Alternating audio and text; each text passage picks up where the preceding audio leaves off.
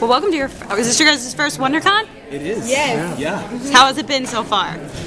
I mean, we haven't really been able to see much. I know we haven't. But it has been great. We just did the panel. We just rolled up and straight onto the panel. And the panel went real quick. Real quick. It always feels like it goes fast. Yeah. It feels faster than because we did Comic-Con, which was the first one in New York. So it's all feels a bit faster. But for me, it's like it feels like being around kindred spirits because I'm just a complete nerd. So comic books and like drawing and genre TV has been my bag since I was like nothing. So like this is great. Yeah. For me, it's like coming home. I did a lot of the Comic-Con. What do you call it? Film festival circuits, comic for Star Wars, Star Wars Episode 2 and 3, and so I did a lot of conventions all around the country and overseas as well, London and Japan. Oh, so wow. it's like kind of coming home.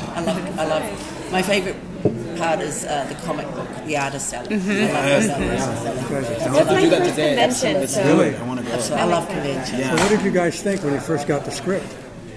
Oh, what is this? I thought it was great. Yeah. I thought it was original. That's what I looked for. It was unique, and it had some power, and it was sexy. And I thought, oh, this could work. Now you said unique. There's a lot of mermaid stories out there, Not different like this. aspects. Not like So this. what's unique about it? What Well, our mermaids are beautiful and exotic and enticing, but they're top-level predators. They will bite your head off if you mess with it them. does look scary. Yeah.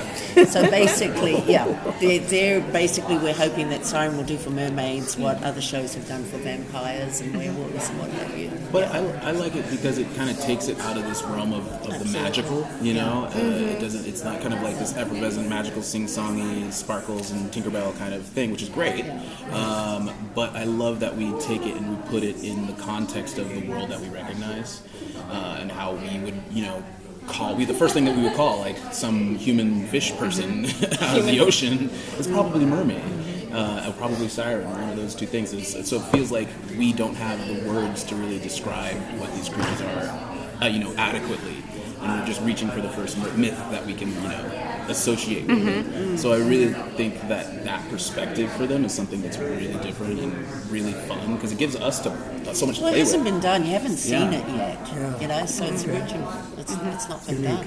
it was very different to, I think it was 2016 when the pilot was shot. Yeah. And that script was, maybe it was in June or something, I remember auditioning, and it was completely different from anything I'd read the entire year. Yeah. I think too what was really cool, it was one of the few projects where my agent called me and said, look, there's this pilot and they're only seeing a few actors for each role and they're very interested in you for this role. So the creators were very clear about their vision and what they wanted and the flavour they wanted and what they were looking for in their actors because it wasn't open casting, so to speak. It was kind of, okay, we want to look at that actor, we want to see this actor, we want to see that one for this character. And, and I think that Ian said it on the panel, is that when we went in to do the auditions, we essentially put our name and our flavour into that role and this is it. This is our Xander, this is our Helen. And in fact, she also said that on the panel too, Emily, which is like they didn't really. Yeah, they wasn't. But it's so funny because actually in the script, and I talk about it all the time, Xander was not described. No, Xander was a lot. Yeah, he was like I always say he was like portly Thor. Yeah, like that's what I was. He was like a large bearded, like Thor was really just in like just eating. Helen was always eccentric, and you, Sibongile, was always a mermaid, right? Like, fierce. So like they allowed us to embody these characters without this kind of pretense about what they're supposed to look like and how they're supposed to be embodied. They just really allowed us to bring our essence to it and then allowed us to mold the roles and really live in it ourselves. And I think that's really timely industry-wise, is we're just getting to play people. And I think it's one of the strong elements that the whole mer people bring with their mermaid culture, is they're not about gender and they're not about colour, they're not about creed or ethnicity, they're just mer people. And hopefully we as a species can maybe learn something from them. What is Go ahead. I was just going to ask the journey of the characters without seeking spoilers over the course of this season. What are their journeys? I mean, I'd love to tell you more, but my journey full of spoilers. So many spoilers. You could tell us, but you'd have to kill us, right? Yeah. Well, I think with Donna's journey, her main objective is to get back home. get back to the water and take my sister with me. That's basically what my objective is. Yeah. So will we see your powers early on? Will we see those powers that you have? Do you mean like the siren stuff? Yeah, those kind of things. I don't know. You'll have to watch. Cool. Oh yeah, that's right. Those are spoilers. And my kind of one of my character roles is to protect them and to give them a safe haven because they come to my shop and my apartment. As the trailer says, every town has a story and every story has a believer, and I'm the Mad Hatter, who is the believer. I think it's a great Yes, description. and one of the other core characters, Maddie, calls me the town nut job. And I am the town nut job, but she's not really nutty. She actually has been on it the whole time because she's always believed that mermaids were real. So is the story as much about you guys as it is about the town? Absolutely. Like Our the Stephen town King stories, it's all about the town. Oh, yeah. And this seems like it's about the town as well as about you guys. Well, that's what the creator said this morning on the panel, is in order, because it's quite a fantastical storyline, this whole concept of mermaids, so you've got to give it put it into a relatable reality that's very grounded. And so, Bristol Cove is a coastal community that people from all around the world will recognise because you have your fishermen. The industry's grown up around the fishing industry. You've got your antiquities tourist stores, which mine's the antiquity stores, and you've got your relationships, and you've got your local bar called The Anchor, and it's got a pool table and a watering hole. What happens there, I bet? What was the preparation like for each of your roles? I mean, I know for you, you probably had to go through tons of training. I know you said in the panel, breathing training was huge, and then the whole mythology surrounding mermaids. So what was the preparation like for you guys? Okay, I'll go.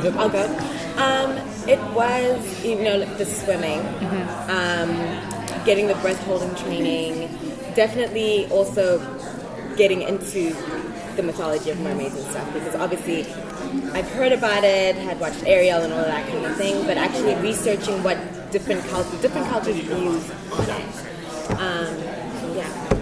For me, I watched a lot of Deadliest Catch. So much. I remember sitting in the hotel room and just being like, I am not a fisherman. I grew up by the ocean and I've been on boats, but I am not a fisherman. So I just drank as much, and I never watched the show. So just kind of the dynamics between them, little words, things like greenhorn, and just little things that really just kind of made it all make sense to me that I would read, and I was like, what the hell does that mean? To really just kind of drive into, I don't know, that bro familial, because it's not just it's you really have each other's backs. It's it's a life or death kind of a job, and to really understand those power dynamics and the stakes that are involved in that kind of a job. I did a lot of that, and then I watched. They said something, I didn't get to respond to the guy who's just talking about H2O, and I was like, I actually watched a bunch of those. I watched Mako Mermaids. I watched just the most random things in the world, and because it's all over YouTube, so I just typed in mermaids and saw what I could find. There's a lot. Yeah, there's a lot online. So much. For me, I was kind of blessed in terms of I grew up in a place called Bay of Islands, which is north of the North Island, and it is all about coastal communities, and it's where all the tourists come during summer to get memorabilia, to see the beaches and what have you, and then inland. So inland, my grandmother had a dairy farm, and our main industry, much like what Ian was just saying, this community is all about the fishing industry in Bristol Cove. Our community was all about agriculture and dairy. And so all of these families, my grandfather, my great-grandfather, my father, my brothers, my nephews, they all work in that industry. And that's very much Xander's history of his whole family has been in the fishing industry. And of course, I've had a relationship with his father in the storyline. So that part of the story I could identify with very easily, because it's I didn't go to a city till I was 18 years old, and it freaked the life out of me. But what I did have to do a lot of research in terms of just reading up on mermaid legends and myths, because that's Helen's whole passion and purpose is she's a believer in this whole history of mermaids, and she's tried to convince other people, and they've never believed her, which is why they think she's a nut job and she's eccentric, but she's not. She knows stuff. She does. She knows stuff. She knows the Will thing. the show go into each of your backstories a little bit? And how soon will that happen? You're going to have to tune in, you see. Stop that. I can't. Can't tell us anything about the backstory. The backstories. I mean, I think there's a lot of revelations when it comes to the backstories, Okay. and I think there's a lot of interesting context that's discovered over the course of the season, and I think there's some good surprises. So I think that's why we're all being a little tight-lipped, because I think that context is half the fun. There's a lot of surprises. There's a lot of secrets, and I think what keeps the show interesting is it's unpredictable. So if we just gave you a whole bunch of spoilers right now, we'd lose that unpredictability. Damn, now I have to watch next week. Yeah, to we find will out. We will tell no one. The whole 10 episodes. Yeah, you're going to have to watch the whole 10 episodes. Thanks, everybody. Thank you.